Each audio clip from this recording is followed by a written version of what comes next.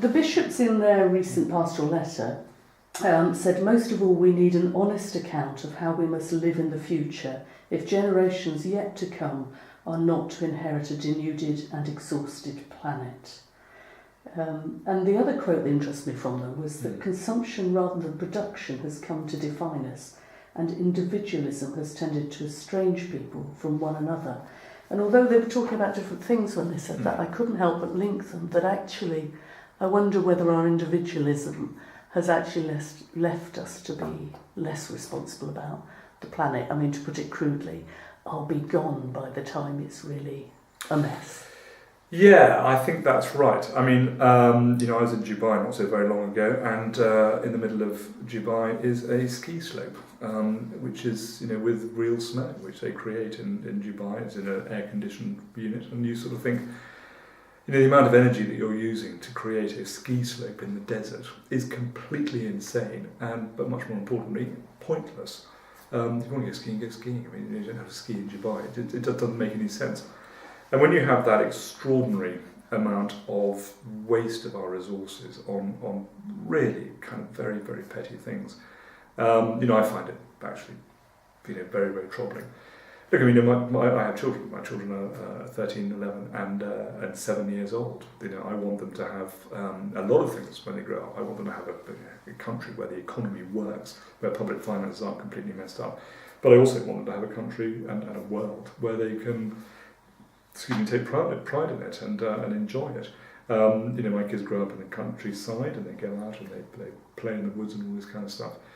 But there is, to a certain extent, I think, an approach that we can kick these problems down the road. I think one of the interesting ones is there's a big debate, for example, going on at the moment about oil and gas exploration in the UK onshore. These are the new finds down on the South Downs, and of course the big discussion about fracking. And we can sort of slightly leave aside, if you like, the technicalities on whether fracking is good, bad, or different from the environment, and look at, if you like, the bigger picture.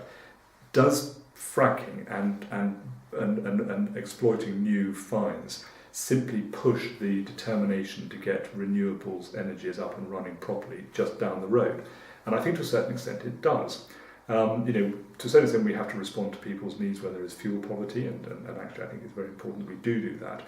But as part of that, it's incredibly important that we make sure that what we're doing to our planet is sustainable. And working out renewable energy production is incredibly important, but we are.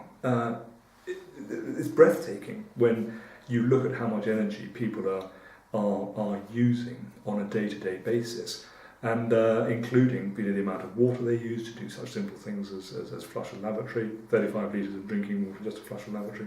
People are driving to the shops and they could walk or cycle, they're leaving lights on, they're leaving the standby modes on, and all that stuff. Computers are probably never switched off these days, and on it goes.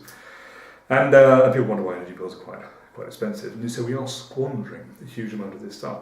The Conservatives, David Cameron was famously ridiculed for hugging a husky, but actually this is a very sad indictment where people use actually what was a genuine, and certainly is still a genuine, interest in our environment as a reason to lampoon him and ridicule him, which I'm afraid is one of the destructive things about politics. Everybody does it both ways, so it's not one thing one way or the other. But I do think we need to take responsibility for this. I'm fully supportive of renewable energy production where it is not affecting the environment. So I'm hugely supportive of offshore wind farms.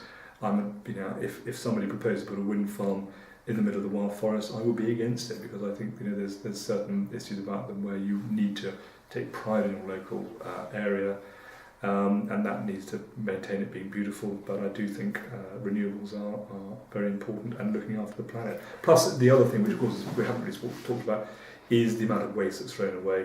We live in an extraordinary society where people are changing their television set every 2 or 3 years, they're changing their refrigerator every 7 years.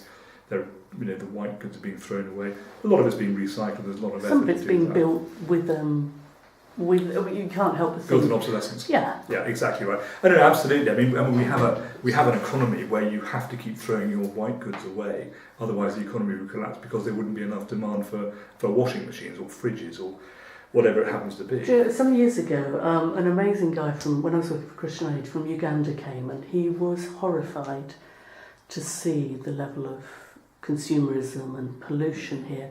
And part of his work was recreating the microclimate for the mahogany forests in Uganda that Victorians had cut down. And he said, I don't know why we bother. I don't know why we bother. Because you're just, you've got all these fridges and freezers and cars belching out. We don't have to share the planet. Yeah, absolutely. I mean, one of the things of a modern society is we do insulate ourselves from the rest of the world, and I think that's a point you made a bit earlier. Is are we just sort of shutting ourselves off from what's going on around us? Look, there are some very, very big issues which I think are facing generations and politicians, now and in the future and all the rest of it. Sustainability of our planet is incredibly important. It's interesting when you talk to an astronaut, when they go up into space and they have a look back at the planet and they look at the size of the atmosphere that's around it, and you look and you suddenly realise actually just how incredibly vulnerable the planet is. The atmosphere is at the most extreme measure, no more than 50 miles across. So what's 50 miles here to, I don't know, probably, I'm trying to think, Lichfield maybe. If you drove that, that's all it is, and that's the amount of air we've got around us. If we're not protecting it. Can I go back to wire forest and wind farms? Because another memory I have is being at the Centre for Alternative Technology and talking to a guy there who, obviously an expert in this area, and he said, the thing we don't like about wind farms and solar panels is that the cost of our energy is in our face, whereas actually the other forms, fossil fuels and nuclear, the cost of it is in our grandchildren's faces. And they may say to us in 150 years when they dig up a load of plastic bottles, what idiots, but now we know what to do with them. But if we have destroyed the tiger and the polar bear, they will never forgive us. I think that's a very profound point. At the end of the day, I think people don't understand actually what it is that produces energy. It arrives magically through a sort of 3-pin plug in the wall, and you just assume it's always there. Similarly, actually, with water and all the other stuff that comes, all our services that arrive, and we would be horrified if they didn't turn up. Yet all you need to do is go down to Trimpley water treatment plants, which is in our forest, and see just how much time it's taken to purify the water that supplies us here. It's an extraordinary achievement when you think about it, and yet we take it so much for granted. I mean, it's there are many, many, many people over the world who have no access to any of this sort of stuff, and yet. So what is the Conservative Party, if re-elected, going to do about the environment? Well, absolutely keep on with what we've been doing so far, which is meeting our CO2 emissions. Looking at the renewables targets and trying to achieve those, and I think most parties are committed to that. I mean, there is a big debate actually, and I think this is a very reasonable debate, which is that you have by exporting cheap sort of manufacturing to parts in the world where you have cheap labour, effectively what we're doing in this country is exporting our CO2 emissions to some other country as well. And this is a kind of an economic argument, which is looking at. We still benefit from the manufacturing of these cheap goods. It's just that another country is now churning out the CO2 emissions in order to achieve that. So should we be taking responsibility for that? And I think that's kind of, if you like, a longer term debate which needs to be had. Similarly with China. China's building a coal-fired power station in China every week, and there's an awful lot of them coming out. So they would argue, when we turn around and say they're polluting the world, they say, well, hang on a second. You had a 200-year industrial revolution. How come you get to have that benefit, and you're not going to let us catch up with you through doing what we're doing? And again, from their point of view, I can see exactly the argument. But nonetheless, that doesn't help our ambitions to try and clean up the planet. We've got 7.5 billion people living on the planet.